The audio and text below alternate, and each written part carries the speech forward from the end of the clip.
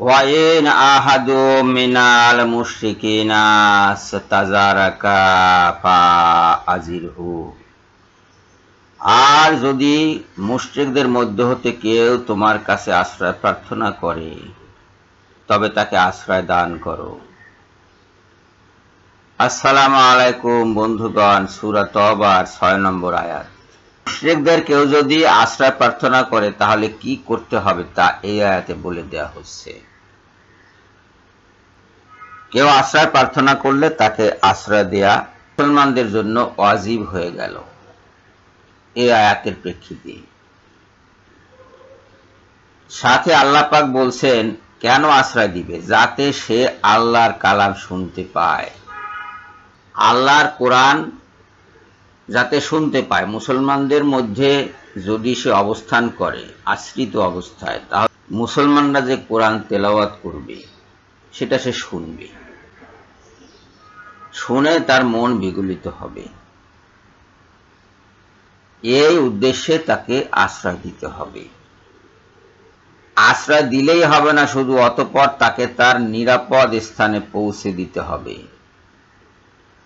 এবং কোন মুসলিম যদি কোনো মুশরিককে আশ্রয় দান করে তাহলে অন্যান্য মুসলিমদের এ আশ্রয় দানের প্রতি সম্মান করা কর্তব্য হয়ে যাবে।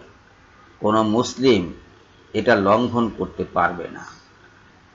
আশ্রয় প্রার্থী মুশরিককে কখনো হত্যা করা যাবে না, এই কথাটা মনে রাখতে হবে।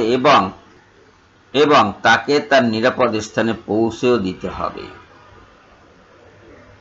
কারণ কি?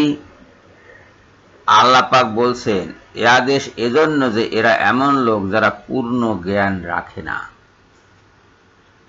যারা মুশরিক হয় তারা জ্ঞানের অভাবেই মুশরিক হয়। তাদের যদি জ্ঞান থাকতো এবং তারা যদি বুঝতে পারত কি করছে, তাহলে তারা কখনো মুশরিক হতো না।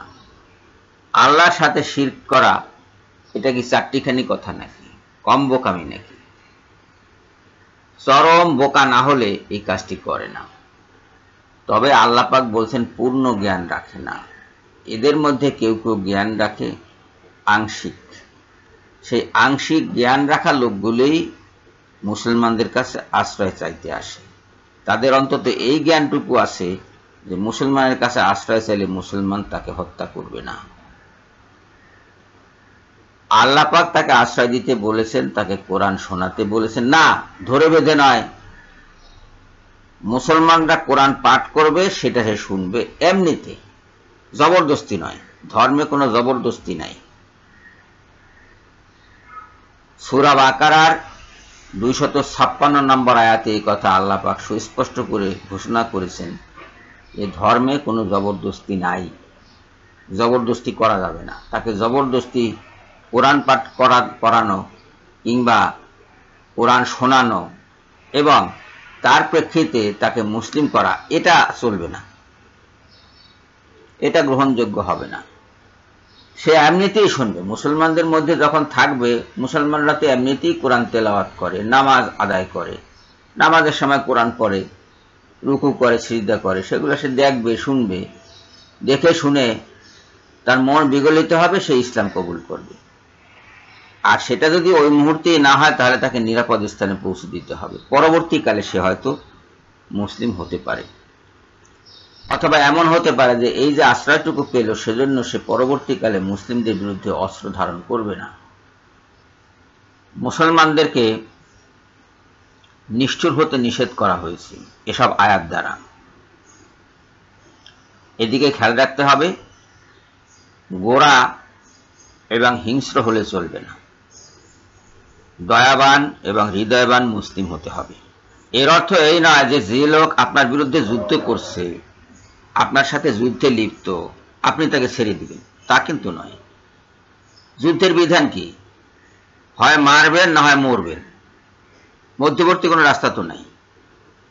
সেক্ষেত্রে যিনি যুদ্ধ করছেন আপনার সাথে, তাকে হত্যা করার প্রচেষ্টা আপনার জন্য ফরজ, এবং বাগে পেলে আপনি তাকে হত্যা করবেন।